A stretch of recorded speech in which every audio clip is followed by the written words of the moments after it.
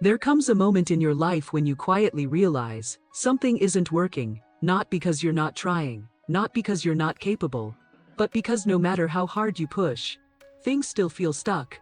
You wake up, you do what you're supposed to do. You stay consistent, and yet there's this invisible resistance.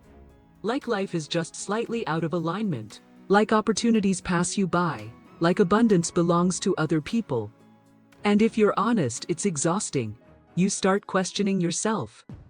Am I doing something wrong? Why does it feel so hard? Why does nothing fully click? But what if the issue isn't your effort?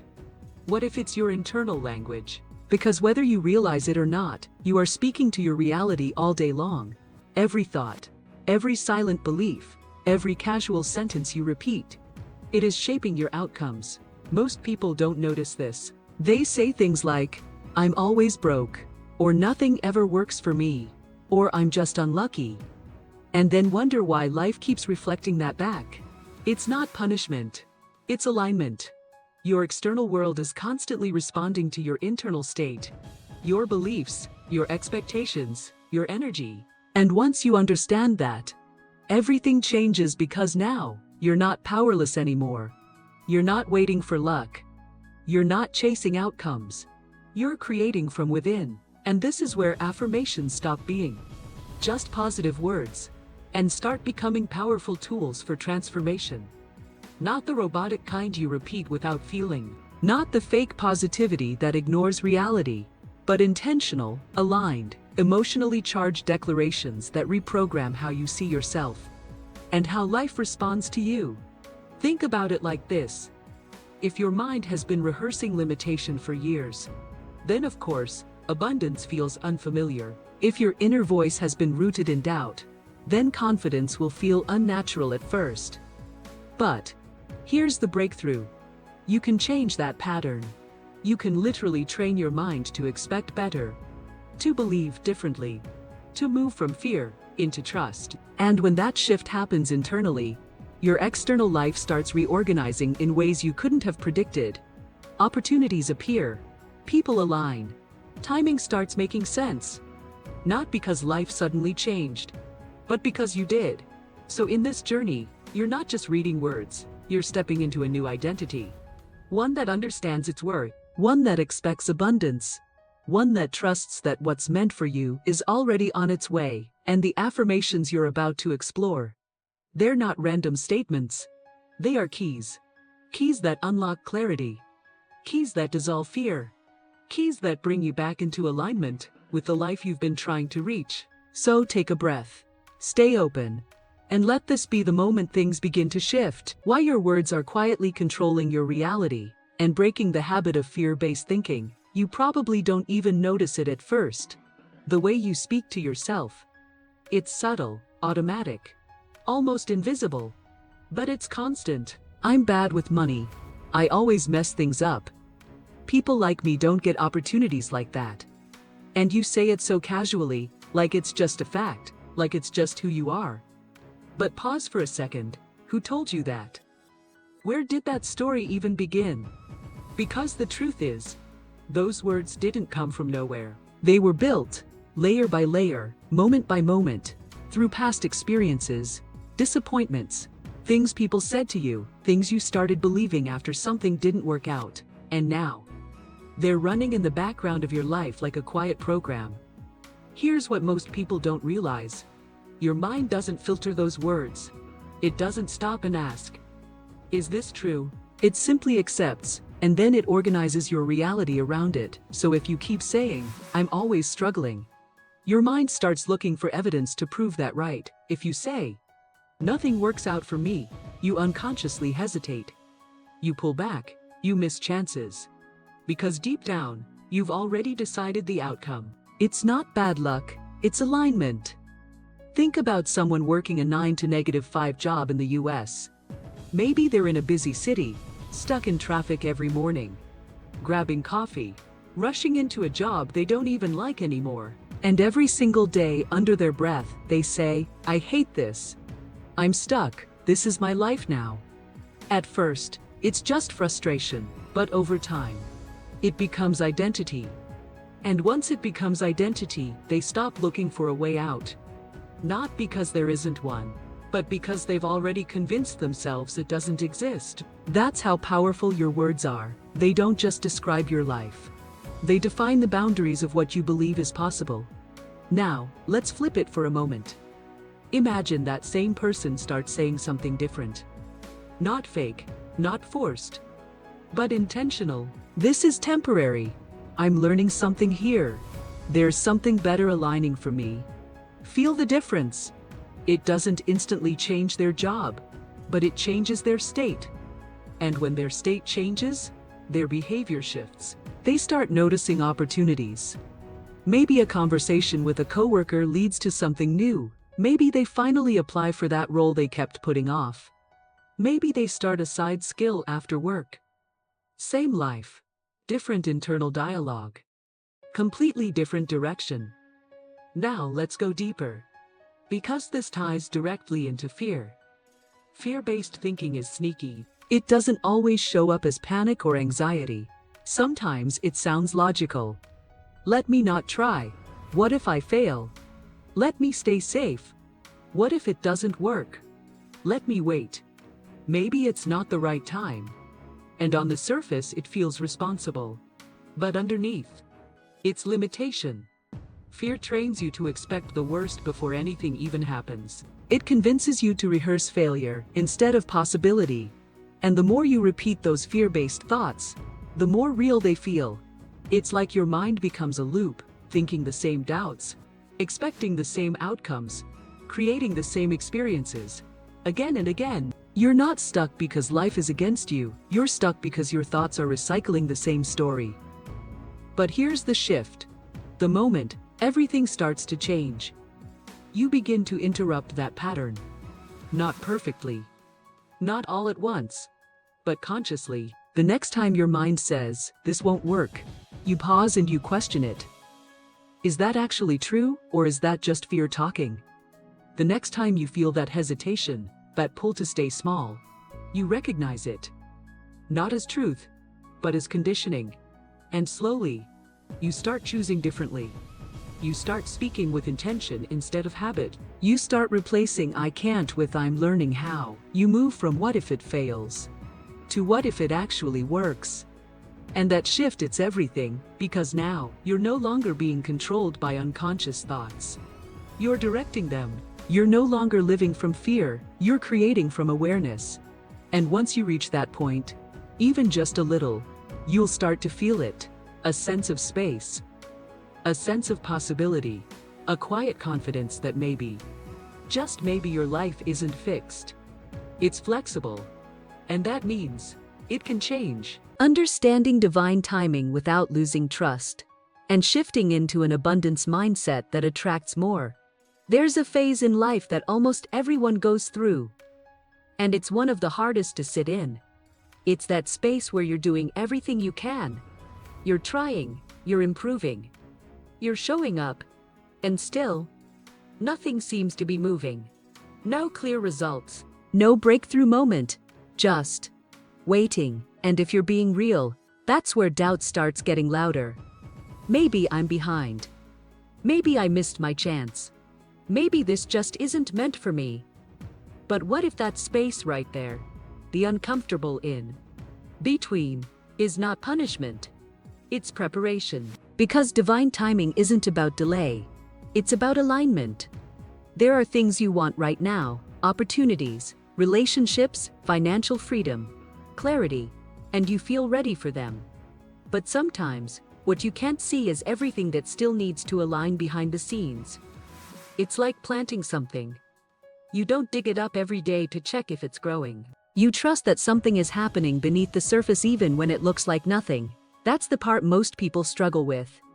They trust when things are visible, but they lose trust when things go quiet.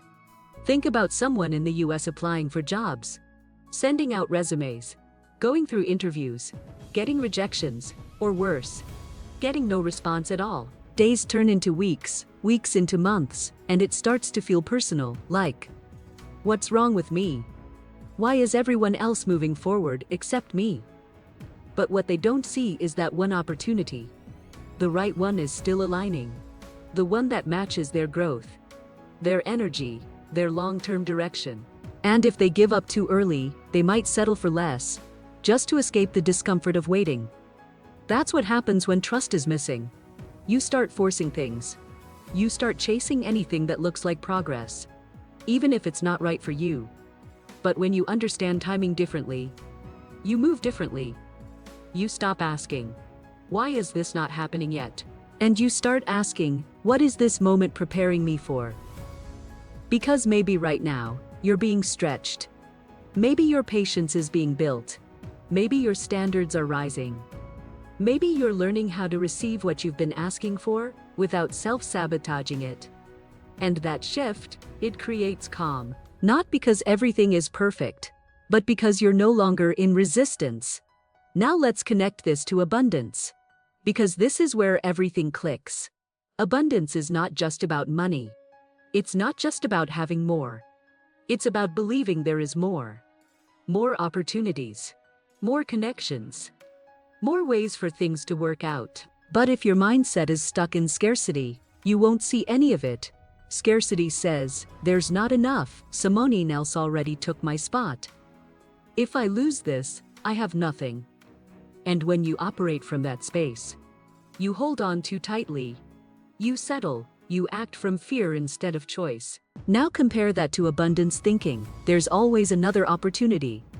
What's meant for me can't miss me. I don't have to chase, I can align. Feel how different that is. One contracts you, the other expands you. Let's make this real. Imagine someone who's dating, maybe in a big city like New York or LA. They meet someone, and instead of asking, "Is this right for me?" they're thinking, "I hope they don't leave. I hope I don't lose this." That's scarcity. And from that energy, they overgive, overcompromise, ignore red flags, just to keep something that doesn't even feel fully aligned. But when that same person shifts into abundance, everything changes. They start thinking, "If this is right, it will flow. If not, something better is available." Now they're choosing, not clinging. Now they're attracting, not chasing. That's how opportunities work too. When you believe there's only one chance, you move with pressure. When you believe there are endless possibilities, you move with confidence. And confidence, it's magnetic. People feel it. Opportunities respond to it. Life opens up around it. So when you combine trust and timing with an abundance mindset, you become unstoppable in a very quiet way. You're not rushing. You're not forcing. You're not panicking. You're grounded, clear, open. You trust that what's meant for you is unfolding, even if you can't see it yet. And you believe there's more than enough waiting for you, so you don't settle for less. And that energy, that calm certainty, it's exactly what attracts the right things into your life. Not by chance, but by alignment. How your energy determines the opportunities you receive, and becoming the version of you that naturally wins. There's something most people overlook. And it's not your resume, not your background, not even your skills at first. It's your energy. The way you walk into a room, the way you speak about yourself, the way you expect things to go before they even happen. That invisible layer, that's what people feel before you say a single word. And here's the truth. Opportunities don't just respond to what you do. They respond to who you are being. You could have two people with the same qualifications, same experience, same goals. And one keeps getting opportunities, while the other feels overlooked. Why? Because one walks in with quiet certainty, and the other walks in with hidden doubt. And energy, whether you realize it or not, is always communicating. Think about a job interview for a second. Someone walks in thinking, "I hope they like me. I really need this. I can't mess this up." Their voice tightens. Their posture shifts. They second-guess their answers. Now another person walks in, same situation. But internally, they're saying, "I'm valuable. I bring something real. If this aligns, it's mine." Notice the difference. One is seeking approval. The other is offering value. And that difference, it's everything. It's not arrogance. It's alignment. Because when you truly believe in your worth, You stop trying to convince people, and you start attracting the right people. Let's make this even more real. Imagine someone trying to grow a side business. Maybe they're posting online, trying to build something. Maybe from their apartment after a long workday. But deep down, they keep thinking, what if no one cares? What if this fails? What if I'm wasting my time? So they show up inconsistently. They hesitate to put themselves out there. They play small. And then they say, see, nothing is working. But it's not that nothing is working. It's that their energy is conflicted.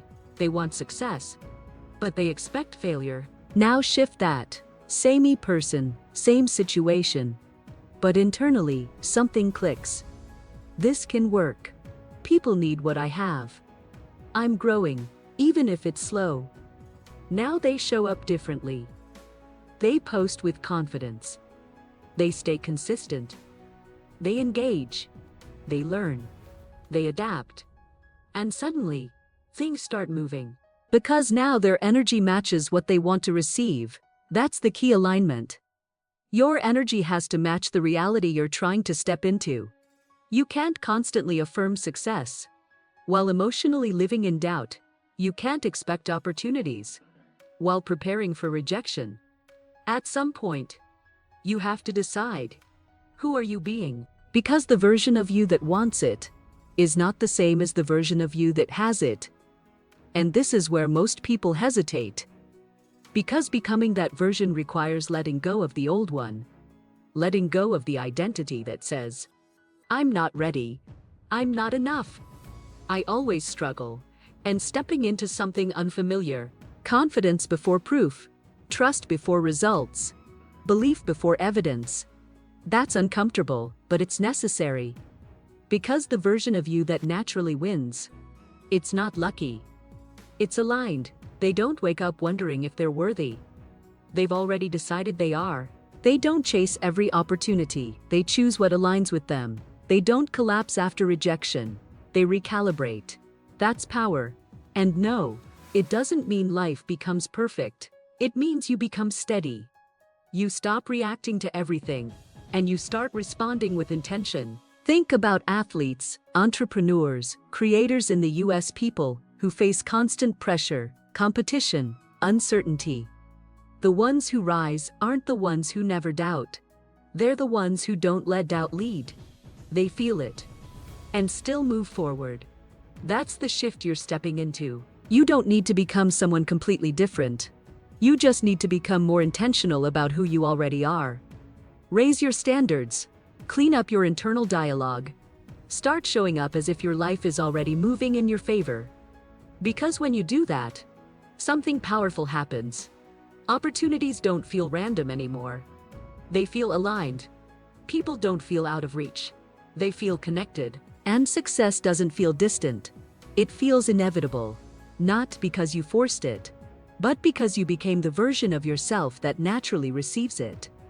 And once you reach that state, even just a little, you'll notice it. Doors opening, conversations shifting, moments aligning in ways that feel almost too precise to be coincidence. But it's not coincidence. It's who you decided to be.